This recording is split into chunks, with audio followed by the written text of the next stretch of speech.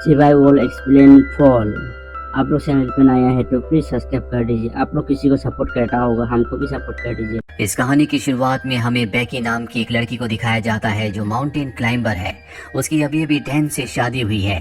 Dan भी एक mountain climber है। इन दोनों को ही पहाड़ों पर चढ़ने का शौक है और इस वक्त भी ये पहाड़ों के ऊपर चढ़ रहे होते हैं। बेकी के साथ उसकी दोस्त भी होती है और अब डैन जब ऊपर चढ़ रहा होता है तभी उसे एक घोंसला दिखता है और जब वो उसके अंदर हाथ डालता है तो उसके अंदर का पक्षी उड़ जाता है, जिस वजह से डैन का बैलेंस बिगड़ जाता है और वो ऊपर से नीचे गिर जाता है।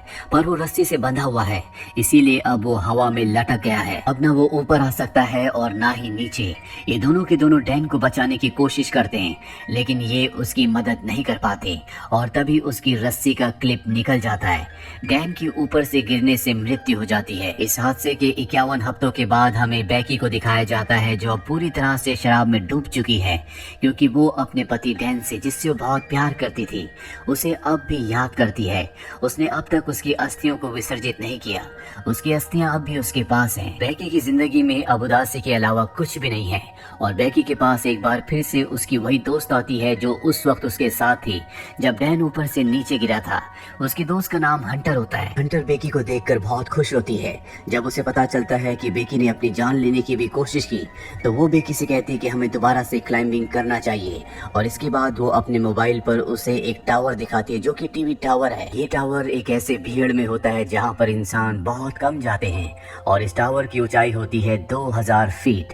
हालांकि बेकी इस जगह नहीं जाना चाहती और जब उसकी दोस्त हंटर कहती है कि उस टावर के ऊपर चढ़ने के बाद तुम डैन की राख को वहां से उड़ा देना, इससे उसकी आत्मा को शांति मिलेगी, तो बेकी मान जाती है और अभी दोनों के दोनों उस भीड़ में पहुंच जाते हैं। यहाँ पर ये वीडियोस बना रहे होते हैं, फोटोज खींच रहे होते हैं और हंटर उन वीडियोस को और फोटोज को अपने इंस्टाग्राम पर अपलोड कर रही होती है।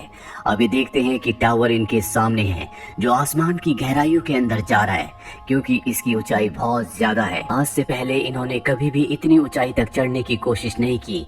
इन दोनों को डर तो लग रहा होता है पर अब ये धीरे धीरे ऊपर चढ़ना शुरू कर देते हैं।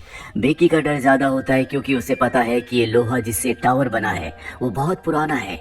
उसकी आवाज उसे लगातार आ रही होती है और धीरे धीरे वो भी हंटर के पीछे ऊपर चढ़ रही होती है और जब वे आधे टावर तक पहुंच जाते हैं तो इन्हें एहसास होता है कि यहाँ पर हवाएं बहुत तेज है। ये हाइट इतनी होती है जितनी आईफिल टावर की है, यानी लगभग पूरे 1000 फीट।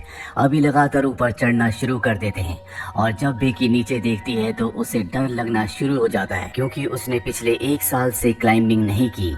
लगातार ऊपर चढ़ते हुए अभी टॉप तक पहुंचने वाले होते हैं तभी बेकी सीढ़ी पर पैर रखती है और वहां से एक स्क्रू गिर जाता है जिसके बारे में इन्हें पता नहीं चलता। अभी दोनों के दोनों 2000 फीट यानी कि टावर के ऊपर तक पहुंच चुके हैं जहां से इन्हें दुनिया बहुत अलग दिख रही होती है। इतनी हाइट पर चढ़ने के बाद, एक टारगेट को अचीव करने के बाद अब बेकी को भी अच्छा लग रहा होता है। ये दोनों के दोनों यहाँ पर एंजॉय करते हैं, बहुत सारी फोटोज क्लिक करते हैं। साथ ही हंटर जो ड्रोन कैमरा अपने साथ यहाँ पर लाई होती है उसे वो अपनी वीडियोस भी बनाती है ताकि इंस्टाग्राम पर अपलोड कर सके। ये दोनों के दोनों बहुत खुश हैं। हंटर इतनी एक्साइटेड होती है कि वो टावर से लटक जाती है और बेकी को उसकी फोटोज क्लिक करने को कहती है। इसके बाद वो बेकी को भी ऐसा करने को कहती है। बेकी भी उसके कहने पर ऐसा करती है और अब ये दोनों के दोनों बहुत खुश हैं। इसके बाद बेकी डैन की राख को यहाँ से हवा में उड़ा देती है जिससे उसे तसल्ली मिलती है। ये दोनों के दोनों बहुत इमोशनल हो जाते हैं लेकिन बेकी फाइनली अब डैन को अलविदा कह चुकी है, यानी कि अब उसकी जिंदगी की एक बार फिर से शुरुआत हो गई। अब ये दोनों के दोनों अपना सामान पैक करके नीचे जाने की तैयारी करते हैं। सबसे पहले बेकी नीचे उतरती है पर तभी वो स्क्रू जो कि निकल गया था उस जगह से लैडर टूट जाती है। बेकी हवा में लटक जाती है पर रस्सी की वजह से वो जमीन पर नहीं गिरती, जिसके बाद हंटर उसे वापस ऊपर खींच लेती है। लेकिन बेकी के पास जो बैग था जिसके अंदर इनके खाने पीने की चीजें थी वो नीचे डिश पर अटक जाता है जहां तक पहुंचना लगभग पूरी तरह से नामुमकिन है। ये अपने मोबाइल्स को भी चेक करते हैं लेकिन यहाँ पर इतनी ऊंचाई पर कवरेज नहीं होता, यानी कि ये दोनों के दोनों अब 2000 फीट की ऊंचाई पर फंस चुके हैं। यहाँ दूर दूर तक कोई भी नहीं होता। अगर कोई हुआ भी तो इतनी ऊंचाई से इनकी आवाज नहीं सुन सकता। यह टावर के ऊपर एक बॉक्स होता है जिसके अंदर एक फ्लेयर गन और एक दूरबीन होती है और दिन में फ्लेयर गन का इस्तेमाल करने का कोई भी मतलब नहीं है क्योंकि फ्लेयर गन को दिन में कोई नहीं देखेगा। अभी दूरबीन से देखते हैं तो सामने इन्हें एक गाड़ी दिखती है लेकिन वो लोग इन्हें इतनी ऊंचाई पर नहीं देख सकते, ना इनकी आवाज सुन सकते हैं। हंटर एक बार फिर से अपना मोबाइल देखती है और जो पोस्ट उसने इस टावर के बेस से की थी वो पोस्ट इंस्टाग्राम पर पोस्ट हो चुकी होती है जिस पर बहुत सारे लाइक्स और कॉमेंट मोमेंट्स होते हैं। इसका मतलब ये है कि टावर के तल पर कवरेज है। और अब हंटर अपने मोबाइल पे मदद के लिए एक मैसेज को रिकॉर्ड करती है और इंस्टाग्राम पर उसे पोस्ट कर देती है। इसके बाद वो अपने मोबाइल को रस्सी से बांधकर टावर से नीचे लटकाती है ताकि कवरेज आए और उसका मैसेज पोस्ट हो जाए।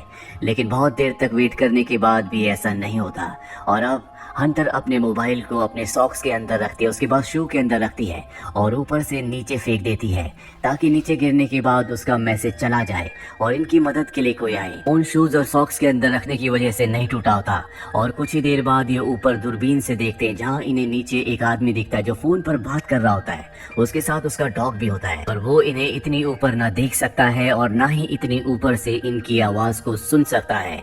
यहाँ पर वो अपने फोन में बहुत ज्यादा मग्न होता है। उसे अपनी प्रेजेंस का एहसास दिलाने के लिए ये ऊपर से एक और शू को फेंकते हैं। हालांकि वो शू तो देख लेता है लेकिन उसे ऐसा लगता है कि ये पहले से यहाँ पर था और वो अपने डॉग के साथ वहाँ से जाने लगता है। हालांकि बेकी यहाँ पर फ्लेयर गन चलाने की कोशिश भी करती है लेकिन हंटर उसे रोक लेती है और कहती है कि रात होने का हमें इंतजार करना होगा, रात को वो हमारी फ्लेयर गन को देख लेंगे। और अब यहाँ पर अंधेरा हो जाता है जिसके बाद ये फ्लेयर गन चलाते हैं, साथ ही अपने मोबाइल की टॉर्च को ऑन करके अपने हाथ से हिलाना शुरू कर देते हैं। इनके सामने जो गाड़ी यानी कि आरवी होती है जिसमें लोग कैंपिंग कर रहे होते हैं वो इन्हें देख लेते हैं लेकिन वो इनकी मदद करने के लिए नहीं आते बल्कि इनकी गाड़ी को चुरा कर यहाँ से निकल जाते हैं, जिससे दोनों के दोनों हताश हो जाते हैं। जैसे जैसे रात होती है इन्हें नींद आना शुरू हो जाती है। ये वहाँ पर सो जाते हैं लेकिन जगह बहुत कम है। हंटर ऊपर से गिरने वाली होती है कि बेकी उसे पकड़ लेती है।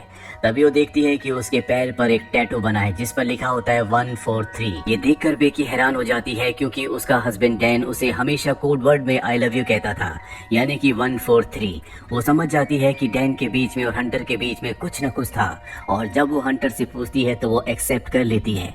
वो बेकी से माफी भी मांगती है लेकिन बेकी अब पूरी तरह से नम हो चुकी है। बेकी की नजर अब भी उस बैग पर होती है जो बैग नीचे एंटीना में यानी कि डिश पर अटका हुआ है। उसके अंदर इनका ड्रोन और खाने पीने की चीजें हैं। किसी भी कीमत पर इन्हें उस बैग को ऊपर लाना होगा पर वहाँ पर सीढ़ियाँ नहीं होती, इसीलिए उस बैग तक पहुँचना इतना आसान नहीं है। पर हंटर जो कि बहुत ही साहसी होती है वो रस्सी की मदद से नीचे जाना शुरू करती है पर इससे पहले कि वो डिश तक पहुँचती रस्सी खत्म हो जाती है। हंटर जंप लगाकर डिश तक पहुँच जाती है। अब उसके पास बैग है लेकिन रस्सी उससे दूर होती है। वो सेल्फी स्टिक की मदद से बैग को रस्सी में अटकाती है और इसके बाद खुद भी जंप मारकर रस्सी को पकड़ लेती है। पर रस्सी से ऊपर चढ़ना इतना आसान नहीं है क्योंकि इसमें बहुत ताकत लगती है और उसके हाथ जख्मी हो रहे होते हैं जिस वजह से रस्सी उससे छूट जाती है और नीचे गिर जाती है। बेकी जब नीचे देखती है तो वो अब भी रस्सी से अटकी हुई होती है और वो उसे रस्सी के साथ ऊपर खींच लेती है जिस वजह से उसकी जान बच जाती है। अब इनके पास इनका ड्रोन है जिसे ये मदद मंगवाने के लिए यूज करना चाहते हैं।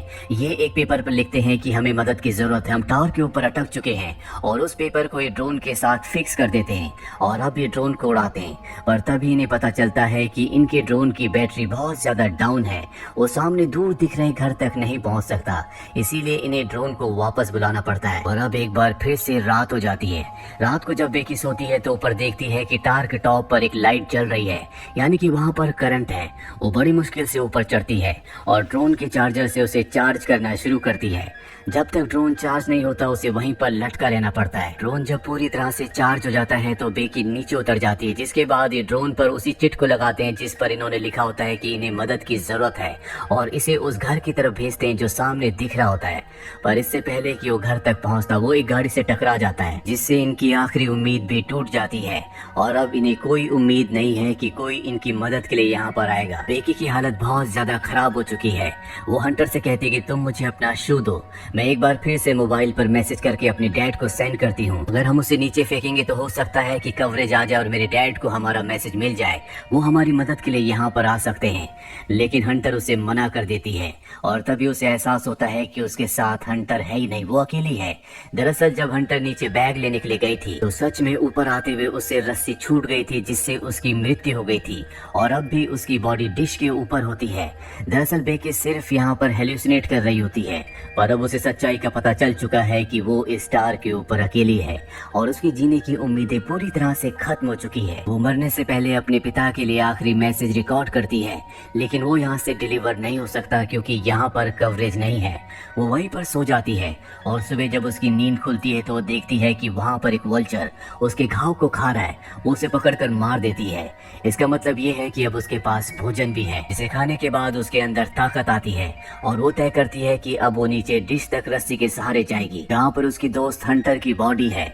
बड़ी मुश्किल से वो रस्सी से नीचे उतरती है और हंटर की बॉडी तक यानी कि डिश तक पहुंच जाती है, जिसके बाद वो हंटर के शू के अंदर अपने मोबाइल को रखती है और उसे हंटर की बॉडी के साथ फिक्स कर देती है। वो हंटर को सॉरी कहती है और इसके बाद वो हंटर की बॉडी को शू के साथ नीचे फेंक देती है ताकि सेलफोन डिस्ट्रॉय ना हो। दरअसल पिछली बार जब इन्होंने शू के साथ सेलफोन को नीचे फेंका था तो वो डिस्ट्रॉय हो गया था, जिस वजह से इनका मैसेज कभी डिलीवर हुआ ही नहीं।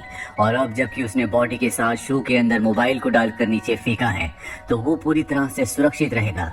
दरअसल टार के ऊपर कवरेज ना आने का ये भी कारण होता है कि यहाँ पर इसके अपने इतने सिग्नल होते हैं कि वो दूसरे सभी प्रकार के सिग्नल्स को ब्लॉक कर रहा होता है। एक बार फिर से रात हो जाती है और बेकी के फादर यहाँ पर आ जाते हैं। वो देखते हैं कि टार के आसपास भीड़ है और वहाँ पर बेकी की डेड बॉडी है जिसे पुलिस ले जा रही है। ये देखकर वो पूरी तरह से टूट जाते हैं क्योंकि वो अपनी बेटी से बहुत प्यार करते हैं। पर तभी वो देखते हैं कि पीछे बेकी खड़ी है जो पूरी तरह से ठीक है, उसके साथ डॉक्टर्स भी होते हैं। वो बेकी को अपने गले से लगा लेते हैं और इस तरह से बेकी की जान बच जाती है। तो ये थी पूरी कहानी फिल्म फॉल की।